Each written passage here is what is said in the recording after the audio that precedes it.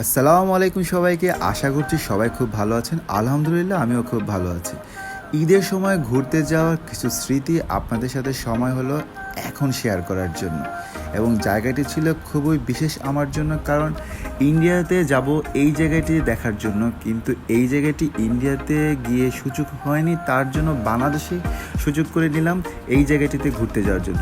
জায়গাটি আর অন্য কোথাও না, সেটি হচ্ছে বাংলাদেশের বাংলার তাজমহল, যেটি ইন্ডিয়াতে আগ্রার তাজমহলও রয়েছে। ঢাকা থেকে বাংলার তাজমহলের দূরত্ব মাত্র 30 কিলোমিটার। ঢাকা চট্টগ্রাম মহাসড়ক দিয়ে যাওয়া কুমিল্লা দাউদকান্দি অথবা সোনারগাঁগামী বাসে চড়ে মদনপুর বাস স্ট্যান্ডে এসে সেখান থেকে সিএনজি বা অটোরিকশায় জনপ্রতি 25 থেকে 30 টাকা ভাড়ায় তাজমহল দেখতে যাওয়া যাবে।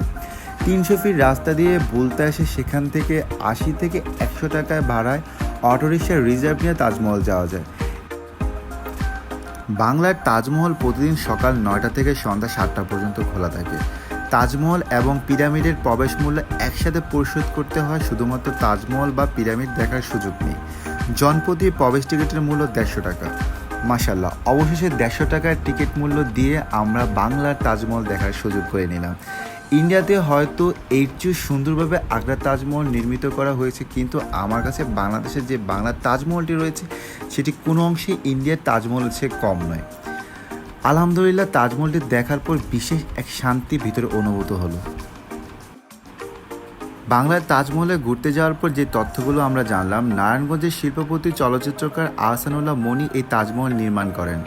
বাংলার তাজমহলের অভ্যন্তরে আহসানুল্লাহ মনি এবং তার স্ত্রী রাজিয়ার কবরের স্থান রয়েছে। আগ্রা তাজমহলের মতোই রয়েছে 4টি বড় মিনার। ভবনের সামনে রয়েছে পানির ফোয়ারা, ফুলের বাগান ও দর্শনার্থীদের বসার স্থান। আমরা যতক্ষণ পর্যন্ত এখানে ছিলাম এর সৌন্দর্য উপভোগ করেছি। আশা করছি আপনারা খুব শীঘ্রই এখানে ঘুরতে যাবেন। ততক্ষণ পর্যন্ত ভালো থাকুন, সুস্থ থাকুন। আল্লাহ হাফেজ সবাইকে।